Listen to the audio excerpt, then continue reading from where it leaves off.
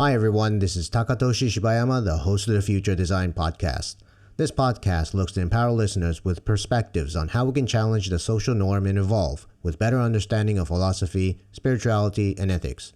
Empowered individuals can have much stronger voice and influence in bringing about revolutionary changes in the world, whether you are building businesses or technologies. My guests and I speak about social constructs that are commonly accepted in the world today that's not working anymore, and how to rebuild them with ethical values to create a better future.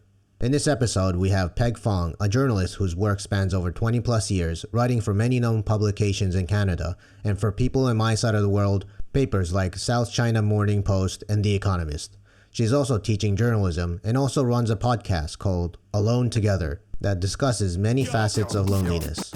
She talks to us about the epidemic that's been around even before the COVID pandemic, loneliness.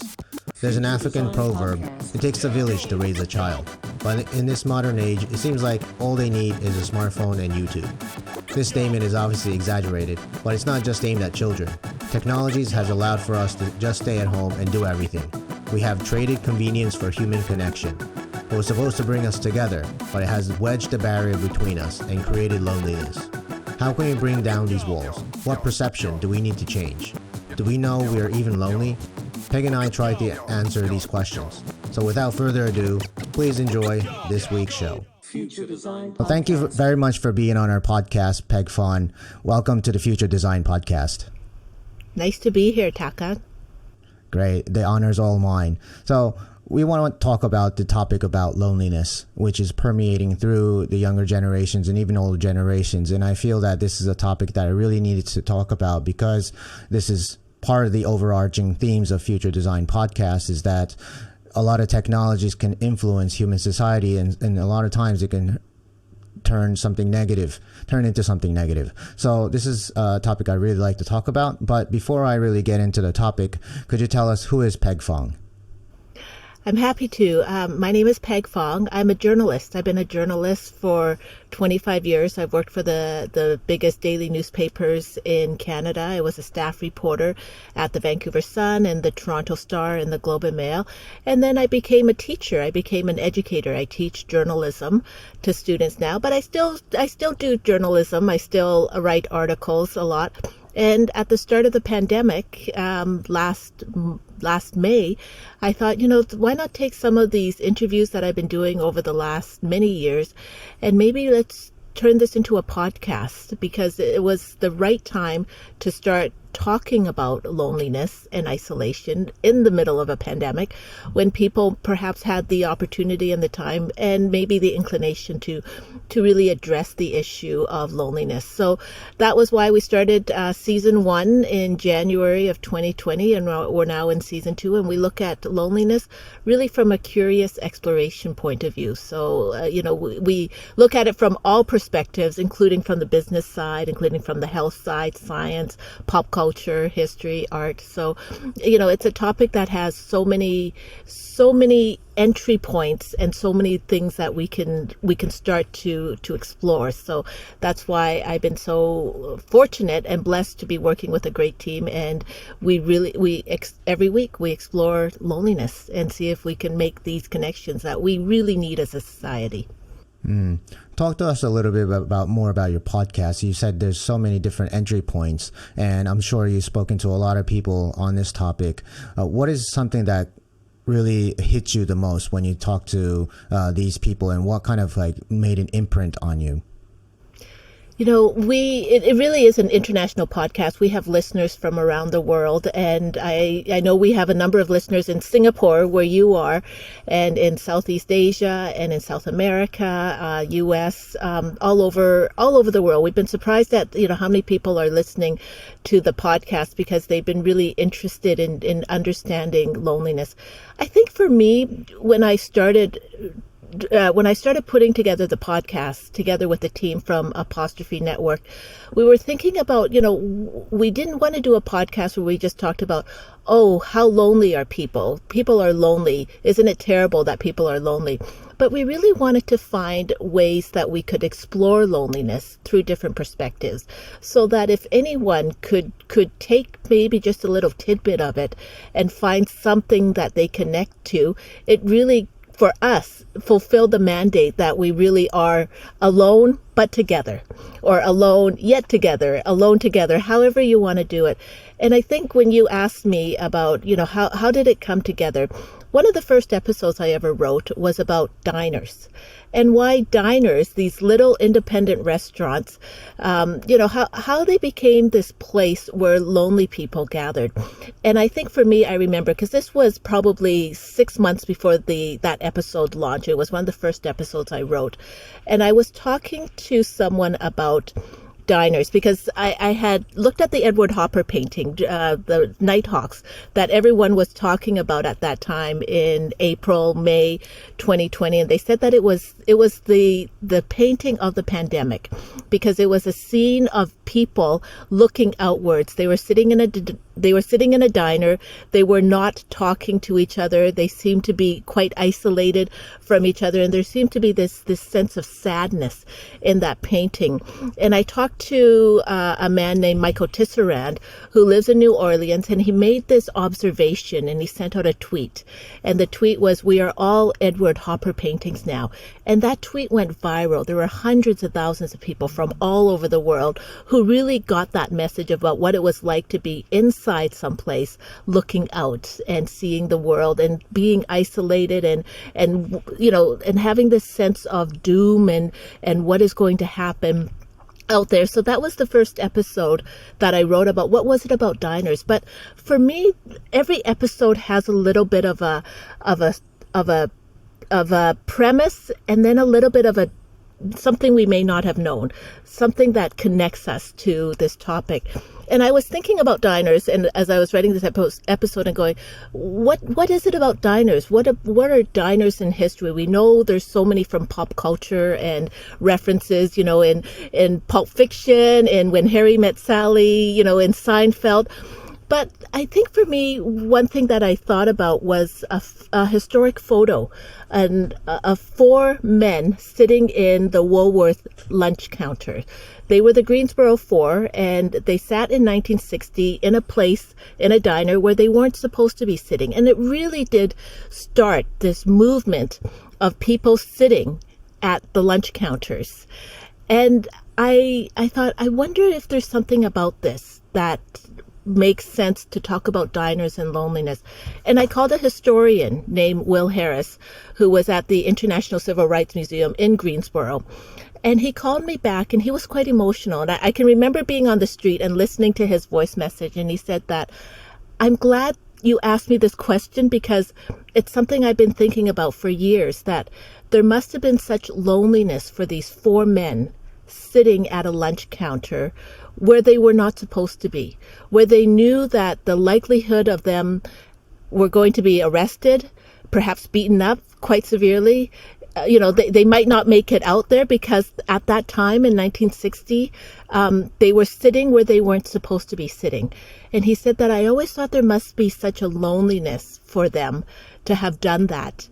And that was why that episode turned from being just about diners as a place where lonely people go, where they can meet other people who are probably lonely, to really understanding, for me, as a journalist, that sitting down sometimes means taking a stand.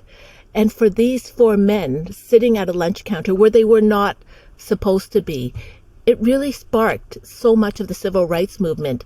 And I think, in talking to the historian and talking to Will Harris about that, to him, he had a notion of loneliness about that moment that he had been wanting to express for a long time.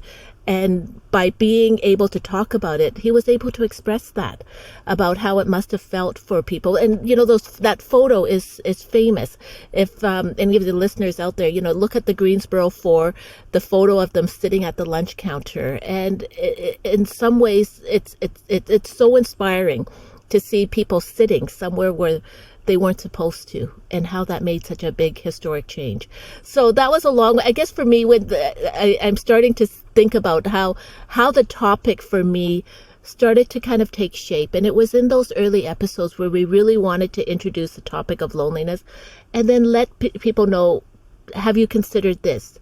there's this other perspective, there's this angle. And we always want, hopefully, at the end for the listeners of our show to say, oh, this is something that I can connect to. This is something that makes loneliness and isolation have some meaning for us. And so I think that's what we try to do in every episode. Mm-hmm. Interesting. And from that painting, it seems like taking a contrarian opinion and taking a stand for it is also lonely, because you're not part of this bigger group and you have to stand for your opinions, but you're going to be the only ones, or a few that are just there. And I think that there's many aspects of loneliness, as you just mentioned, which I like to explore. But before I go into each of these different types of loneliness, what is the scientific or kind of a more logical idea behind loneliness? Because I think that loneliness is a vague term, and a lot of people tend to push it down, thinking, oh, I'm not lonely, I can muscle it through, or they just don't realize it. So for anybody who's out there thinking about, am I lonely? I'm probably not lonely, who are really undecided whether they're really lonely. Is there a way to define loneliness? I come from a science background. I trained as a science journalist and a business journalist. So I see things in a certain way. And for me, when the show was coming together and I was talking to the team about it, and I said, oh, it should be about the science behind loneliness. We should just look at the science. But I recognized that really tightened it too much. It really kind of restricted it, because in all of the the readings and talking to experts about it, and we talked to many scientists about loneliness, and I stay away. If you listen to the episodes, I stay away from defining what loneliness is, because I think everyone defines it in a different way, and I truly believe that everyone feels lonely at times.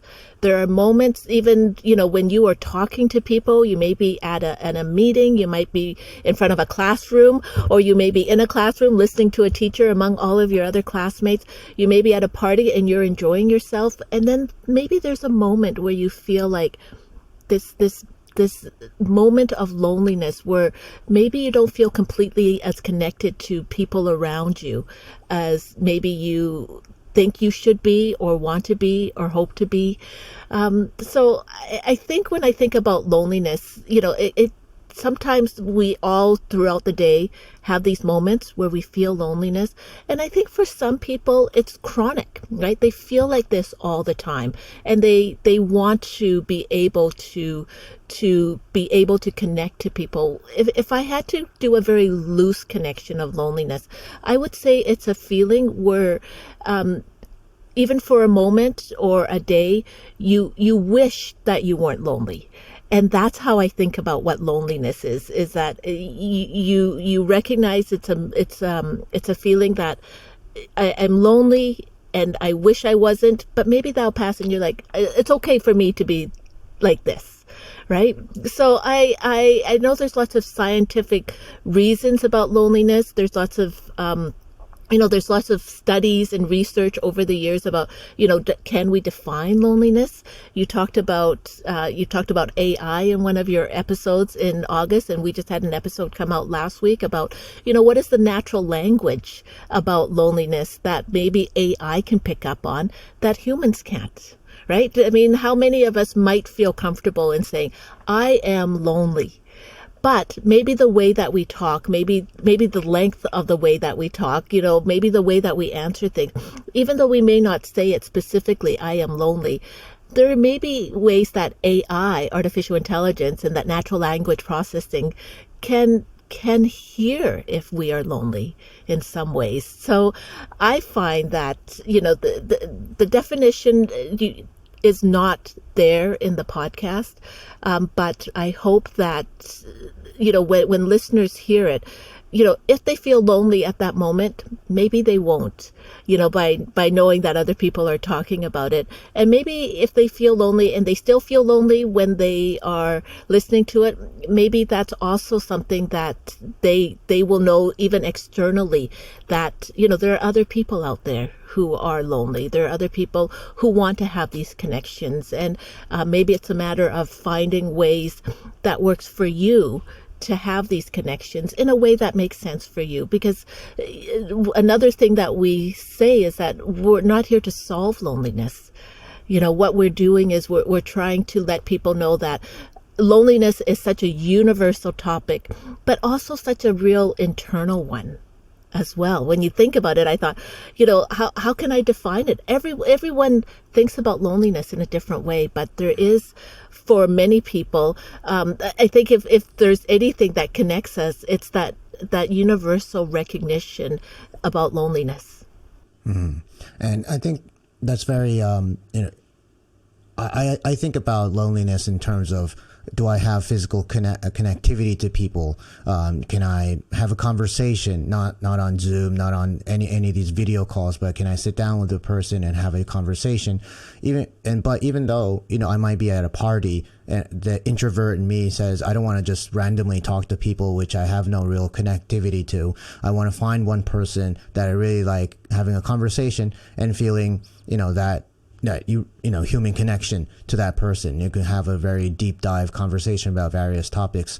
And, a lot of times I end up sometimes, finding that person, or if I don't find the person, I feel like a flower in the wall, right? And that kind of loneliness, I do feel, that is kind of my feeling of loneliness. But I think that, even before this whole pandemic happened, I think a lot of people were feeling lonely. I mean, is it just a natural, a personality or even a functionality of being human? So if we want to address this loneliness issue, what is a good way to start? I think this recognition that everyone is lonely at times. You might be someone who feels lonelier than you think other people do. But as you say, I know people have asked me as a journalist, are you an introvert? And I said, yes, of course. Right. And then in their mind, it's like, how can you be a journalist and be an introvert? And I'm like, because there's a professional side of me that loves going out and asking questions. But on the personal side of me, I recognize that this is very difficult sometimes to reach out to people and say, can I talk to you? I'm a journalist. I like to ask you some questions. And I think for every individual person, whether you're an introvert, an extrovert, whether you are chronically lonely or not, I think this need to connect is something very human, and it's something that we shouldn't be ashamed of to say out loud, that even if we may feel that we don't want to be with people, that there is some longing in almost all of us, I would say, to have these connections with people, to really have this understanding that someone understands me. There's someone out there who I can connect to, who I can talk to. In season 1, we did an episode about how important physical touch is. And physical touch is one of those things that you miss it. You ache for it when you don't have it. And I interviewed a woman who was a professional cuddler. That was her job. She was a lawyer, but she also had a part-time job where she was paid to cuddle people. And the pandemic changed her job. But she was saying that she was still able to connect with people online by Zoom, right? People who really miss that physical touch. And again, for me, I'm thinking, okay, so I interviewed a woman who's a professional cuddler who really values physical touch. Who else should I talk to? Who else should I get this perspective from? And I interviewed a man who's a happophobic, someone who doesn't like touch at all. And then I found someone who I think it was just one of those interviews where the whole time I was talking to her, I was just saying, I'm learning so much. It was a Thai monk. She was one of the first female monks in Thailand, in the world, to be ordained. She was the Dhammanada, the Venerable Dhammanada. And she said that, when she became a monk after she was a mother and a grandmother, and monks aren't allowed to physically touch anyone, and she said that she had to she could no longer touch her sons or her grandsons, and this was something that she had to really wrap her head around, about as someone who had been married, had children, had touched her children, to no longer be able to touch them. What were some of the things that she learned about this? And I thought what was so fascinating too with that is that she had done some schooling in Canada. So when she was younger, she had gone to do graduate studies. She was a religious studies professor in Thailand. She had gone to do some graduate work in Canada, and she said everyone touched everyone. And in Thailand, people don't touch, right? Because whether it's the humid weather or whether it's because it's so warm there, that in Thai culture, people just don't generally touch each other. But in Canada, everyone touched me, right? And she said that it was very unusual for me coming in from Thailand to this cold country, physically cold country. And then people were just touching her all the time, giving her hugs, just meeting her and touching her. And she said that she had to learn, right? That different cultures see touch differently. And for her is what you were saying about how sometimes at a party you want to just connect with one person. You could be like that, the party where everyone wants to talk to you, but maybe you're the person who just wants to talk to you. If I can come out of this party with one real solid connection, that's enough for me, right? And with her, she said that she had to learn that sometimes the physical touch mattered so much to people, and that she wanted to convey how important it was for her when she was talking to people to look them in the eye, to tell them that I'm really listening to you, that I'm really connecting to you, even though I may not be physically touching you. And that was just such a strong lesson. I also interviewed a touch expert, and I said, what should people do in isolation, right? If they're by themselves? And she goes, this is what you should do. You should take off your shoes and socks. And in Asian cultures, we do that anyways when we come into the house. But she said, take off your socks and walk around your house barefoot, because the receptors in your feet touching something will make a difference in your whole body. And I thought, wow, it was just such a simple thing. And that's what we like, is that, these little simple things, hopefully, that everyone can do, can connect, even if they are in isolation, even if they are alone at a party, even if they are surrounded by people. But maybe there's these little connections that we can all start doing. Yeah, I do kind of feel that as well, because when I was, even if you look at a child, and they always have the tendency to come very close to you and touch you. And I think that's a very human thing to do. You want to feel the connectivity to your parents or your loved ones, and feel that warmth going through your receptors, and feeling that sense of security. And I think that doesn't really go away. Even, in my culture, I'm Japanese, and we don't touch people at all. We just bow, we don't even shake hands. So when I think about, my relationship with my mother, I don't really remember hugging her or touching her or any of that kind of thing. But then I see other people in other cultures, Western cultures in particular, or maybe in South Asian cultures, or wherever I go, there's a lot of touching and there's a lot of kissing. And I feel that when I do this, I feel much more connected to that person. I feel that human connectivity.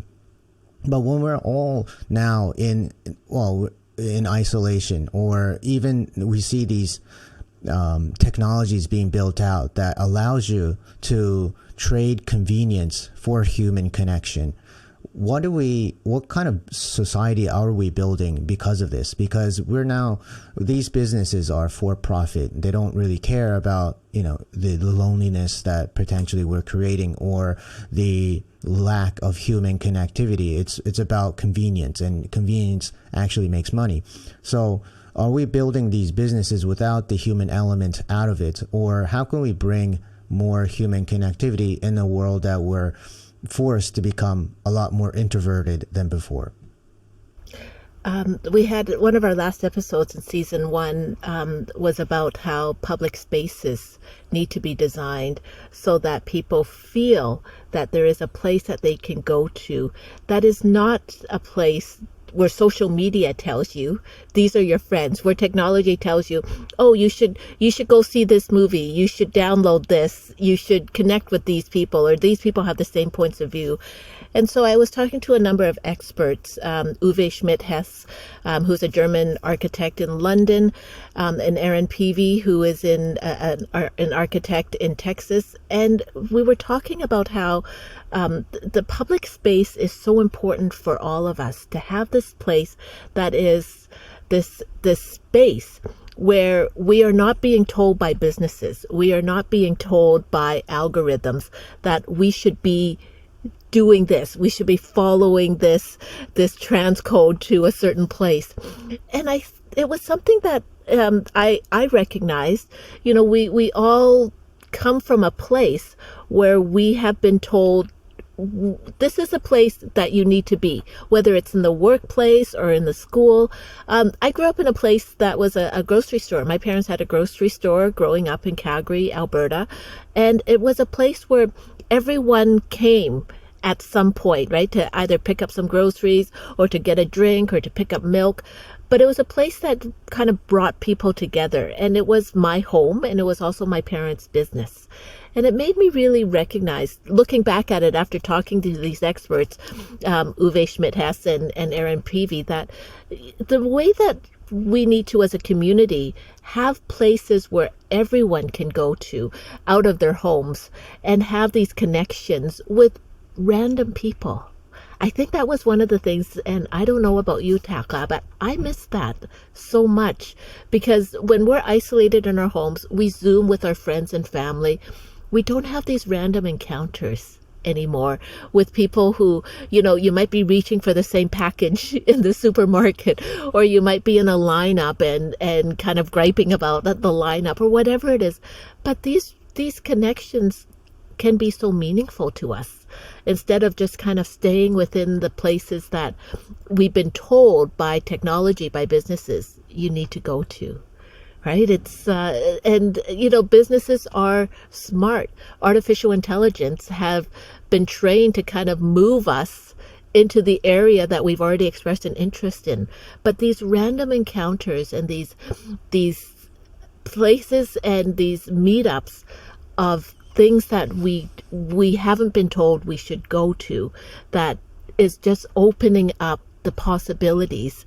I think those are so valuable. And whether it's a business or whether it is the podcast that we listen to, we need to kind of expose ourselves to places that might not be where we've been road mapped to go.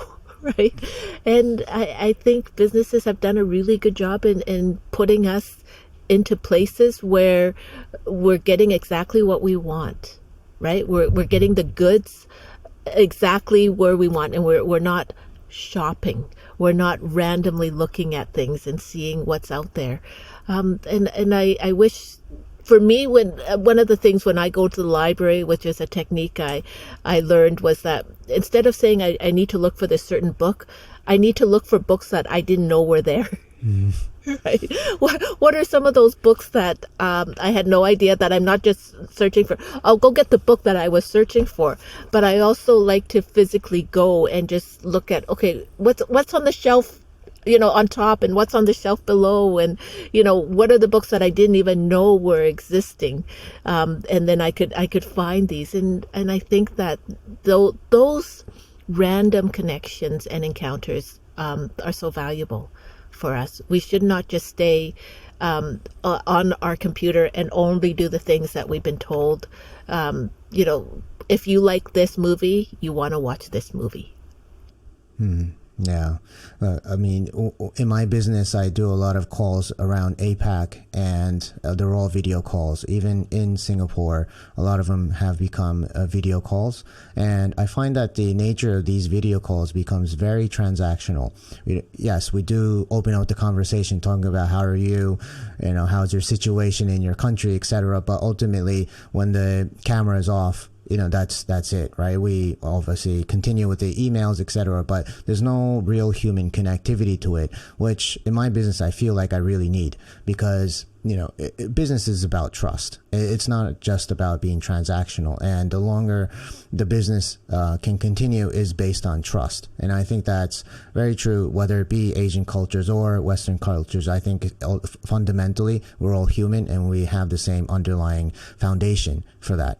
And I think that because we, as you say, there are no public places, or where everything's based on the computer, that we are losing a lot of these connectivities. Now, when I think about my children's generation, as they're growing up, I didn't grow up with the internet. I grew up going to the library for information. Now our kids can go on to YouTube or Google something, and they could find out anything that they want to. They don't need to go to some other place or ask somebody or go to a library and randomly find things. They don't have these opportunities anymore. And I think that the schools also generally tell them to find information on these mediums. So how can we get our children, as a parent, to become more focused on meeting more people and just randomly talking to people? Because these technologies make people a lot more shy about things, or maybe even more lonely in the sense that because everything's already there on the internet, you just don't need people, basically. Right. That's kind of what I feel like that's what's happening to us. So how can we, as a parent, be able to teach our children that, what's more important is not just about, typing out whatever you want to know on YouTube, but it's actually talking to somebody else, because maybe they have a different perspective. Maybe they have a different way of thought that's not created for you by an algorithm. I think there's need to be a lot more, structure around how we educate our children going forward. It's this whole concept of just this randomness. In journalism, sometimes what we do is we do these things called streeters, where there's a topic, and instead of going to an expert, instead of going to who are the people who you would talk to, I say go out there and interview people and find out what people think about it. And we call them random streeters, right? Because you're just really literally going up to people with your notebook and your pen and saying, "Can I talk to you about this?" And those are, the students hate doing them at first, because they're like, most people don't want to talk to you. And then I say, yeah, but what you will get out of it is that there may be 1 out of 2 out of 30 people that you approach that's going to have some really interesting insights into something. And you can never predict that, and you can never know. And it is a numbers game. The more door knocking you do, the more streets you go down, and the more people you approach, the more you're going to be surprised at what you may come out of.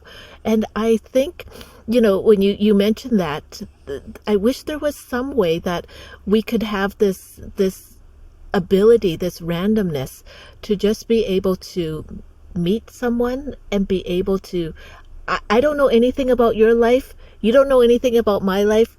Let's see what we can talk and find out about each other.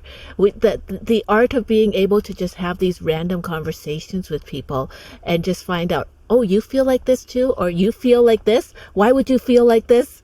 All of that has just been, we don't do that anymore. And technology is a big reason why we don't do that anymore, because it's just easier to find your group, online and connect with them online. We have an episode coming up this Friday about rural isolation, about how in places in outside of cities, the isolation is different there. And it has a lot to do with the broadband issues, because in cities, you just take for granted you're going to have a reliable internet. And what happened during the pandemic was it really exposed that there were a lot of places that didn't have the same access to online services that we had. And when there was that access to online services, to online, healthcare or online food delivery, that people really lost that sense of connection that they had when they could go and walk to their neighbor's house and ask to borrow something or ask them to pick up their mail because they were going away. And I talked to the mayor of a town in Minnesota, and he said that, in small towns, in smaller communities, people had to learn how to connect online because people were so used to just going to each other's houses, seeing each other in the grocery store or in the restaurant and saying, oh, let's go grab a cup of coffee. But he also said that it was a number of newcomers coming into the town who were refugees, immigrant groups, who really changed the way people who had lived in that town for generations saw the way that they could connect. He said that, from East Africa, there was a group of men who would just meet downtown and talk. Right. And for people who weren't used to that, they were like, why are these people just sitting around talking? And he said that, but people started to recognize that we can learn how to connect from different people. And one of the things that he said was that, it was very troubling for the community was that, during the pandemic, even before the pandemic, what they recognized was that, this polarization that happens where people feel like they can't talk to other people who may not have the same points of view. And it was just simpler and easier for them to isolate and just talk to people through Facebook or through social media who were the people that understood them, right? Who could boost them if they had a certain perspective. And he said that the community, again, had to learn how to tell people, just because we don't agree with you, just because you may have certain points of view, it doesn't mean you're not part of the community anymore and that you can only find your community online. That there needs to be a place where we can all sit together and disagree. And if you have a viewpoint that the community as a whole disagrees with, then we're going to talk about it as a community. He says that there's a table in a downtown coffee shop that he calls a community table. He always goes there as the mayor, and he says, and I tell people, we can disagree. Come and sit with me at this table. Right? This public space of, we can disagree. We may not think the same way. We may not feel impassioned about the same things, but we can still talk. We can still find some common ground. And if you do something that I don't agree with, I'm not going to shut you out, but I want to talk to you. I want to be able to have that conversation. Yeah, it seems like nowadays a lot of people are a little bit afraid to be opined differently from what you believe to be true or what you believe that should be right. And I think that maybe in education or maybe, I don't know, when along the way we've decided that we don't like other people's opinions that are different from us. I don't know how that happened, but it seems like it has become the case. And I think that's because... But I do remember, like, back in school, we will have these debates. And debates was all about being, on the other side of the person and try to win that conversation. But again, it doesn't mean that you had to hate the other person. It was just thinking about logical ways to get your opinions to win the other person. But it wasn't a hatred type of thing. But now it has seemed like it turned into more of a hatred thing. I mean, I just don't know where this came from. I don't know if you have an opinion on that. I have to say, as a journalist and in talking to and teaching students, that I say, one of the things that you cannot ever do is put people in a certain place and ignore them. And just say that there are certain people that I don't want to talk to, that I will never want to interview. We need to learn how to be able to recognize differences and be okay with that, and to stand firm in your beliefs, right? But I think that sometimes if we can learn to listen to each other better, maybe that's too simplistic. I don't know, Taco. I don't know. I teach, one of the classes that I teach is that, we need to listen better, to be a journalist, to be a communicator. How is it that sometimes we close ourselves off from listening to other people? And to me, that is a tremendously lonely position to be in, to say that you don't want to hear, you don't want to listen to what people are saying. And I hope that I would like to be the kind of human that is always willing to listen, but I know that sometimes I'm not. Like sometimes I close myself off to positions that I think we shouldn't have those kind of positions. What year are we in? What have we accomplished as a society, as a culture? Why do you still think this way? But I know that I close myself off, and I always hope that I learn how to listen to others and really hear people. And I will always stand firm in my beliefs, but it doesn't mean that my beliefs should mean that I should stop listening. Yeah, because there's no idea that's absolute. And it doesn't exist in this world, right? Because the reality is only our perception.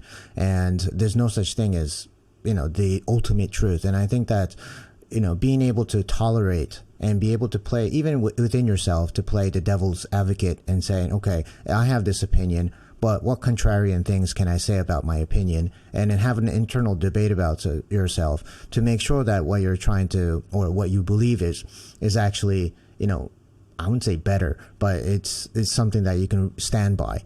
And I don't think that people do that enough. And that's why I think when people say something that's different from you, you haven't really thought about those things, or maybe you just don't care, and then you just don't, you can't just accept it anymore.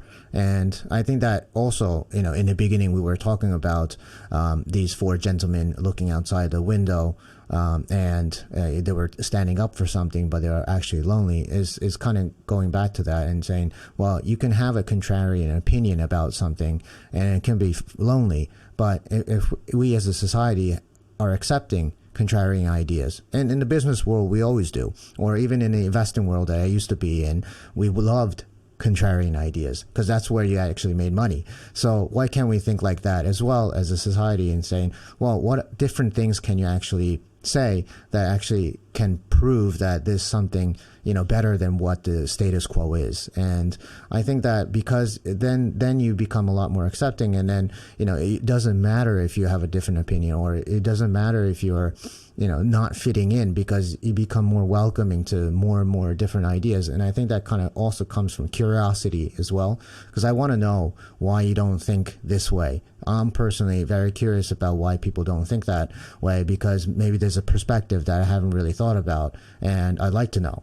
And then this conversation kind of reminded me of this article that I read about a library in Denmark, where you actually don't go look for a book, but you go and talk to other people, and there are people, sitting there, and you're just going to sit there and talk about like what, some information about them that you want to know about, or it can be a random, information that you can listen to them. But because you're sitting there, you're not going to get angry and start shouting at them, right? You're in the library. You have to have a very, patient conversation with the person to absorb the information from that person. And I think that, also going back to that public space that is necessary, maybe these, extra steps is necessary for us to create, because we're all in our phones looking, inwardly into ourselves, and then not looking outward.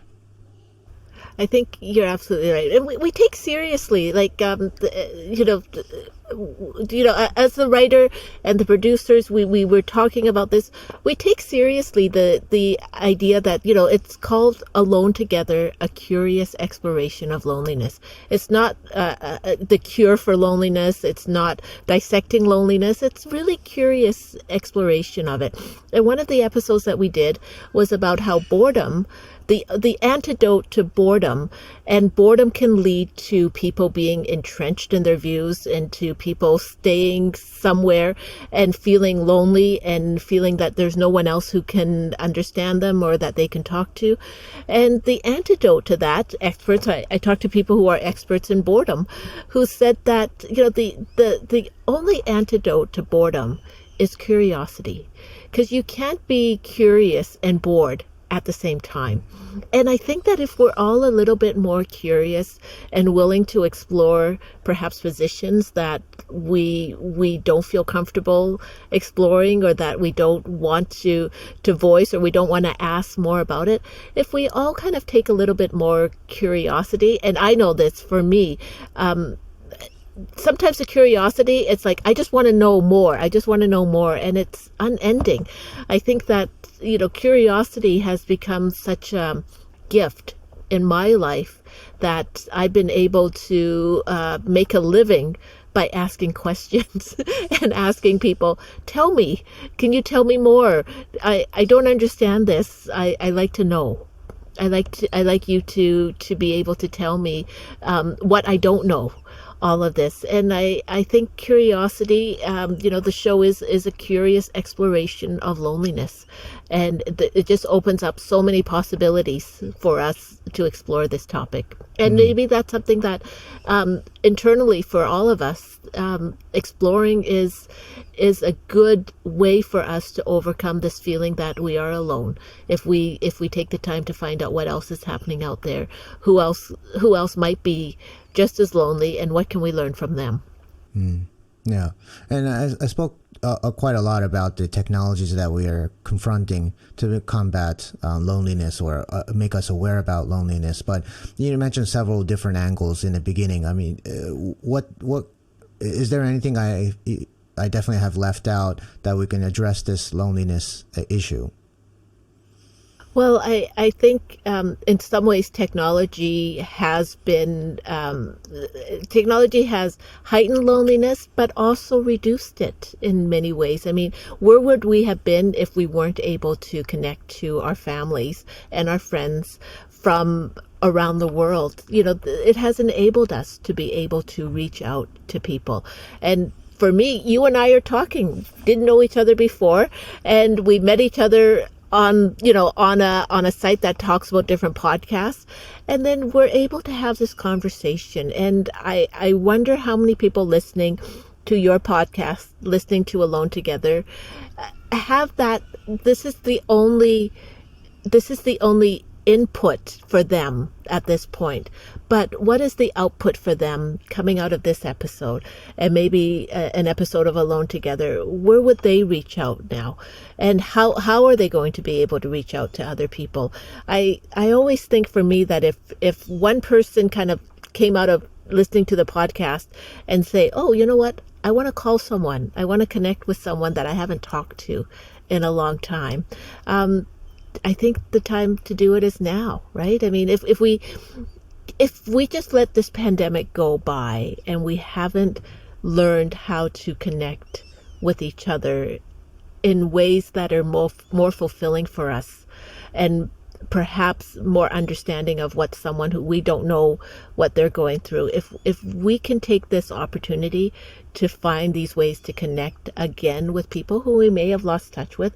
We had an episode about how letter writing came back, right, during the pandemic, that there is this huge increase in people writing letters. And I started writing letters to people I hadn't written to in a long time, that I said, it's been a long time. How are you doing? And then they say, let's connect on Facebook, right? It's like, no, let's write a letter back. And then that's just easier. Let's just connect. What's your WhatsApp, right? They would text me back. But, these ways that, throughout most of our human history, we've connected through letters, right? That was the way that we communicated. And now it's like, okay, does this person have my WhatsApp number? Do I have this person's contact number? Should I connect with this person on LinkedIn? And these are wonderful ways for us to connect, no doubt about it. But maybe sitting down and thinking about someone and writing them a letter may be something that is really fulfilling. It was for me, and it was just nice to be able to connect with people by written words again. And hopefully through the podcast audio. Yeah, that's true. Technology is how you actually use it, right? Because let's say Facebook or Instagram, you can be observative and say, okay, well, these people are posting stuff, so I know about their lives, so I don't really need to talk to them. Or you can say, well, these guys are doing something interesting. Maybe I reach out to them and talk about it. I think it's just really how you actually use it. And I think it's the person itself is actually making itself loneliness rather than blaming it on technology. And I think that's something that you just kind of, made me think just as you were saying these things. But, I think that the takeaway I would like to have is, a couple of things that you were talking about is the randomness of people. You just randomly talk to people or randomly do something so that you can start up a conversation, because maybe you never know, you might have a connectivity there. And in terms of boredom, I think that my kids always say, I'm bored, and I think we're all bored. That's why we're on social media. That's why we're on our smartphones all the time. So stop being bored, and go do something else than your smartphone, right? And I think that's kind of something that I like to think about and talk to my kids about it as well. Well, thank you very much for your time. It's super wonderful insights, and I really treasure this conversation. So thank you again. Thank you very much. Thank you so much for the opportunity, and I'm very pleased, and I hope that more people feel that they can talk about loneliness and isolation, and then how they can make someone else's life less lonely. So thank you so much, Taka. Hi, this is your host Takatoshi Shibayama. Thank you for listening all the way to the end. Now, if you enjoyed or disliked the show, please let me know by writing in the comment section. The only way I can improve or add value to you is through your voices. If there are any topics that you would like me to pick up, please also let me know in the comments. I'd love to start chatting with you all. And if you would like to continue watching the show, please subscribe. Thank you.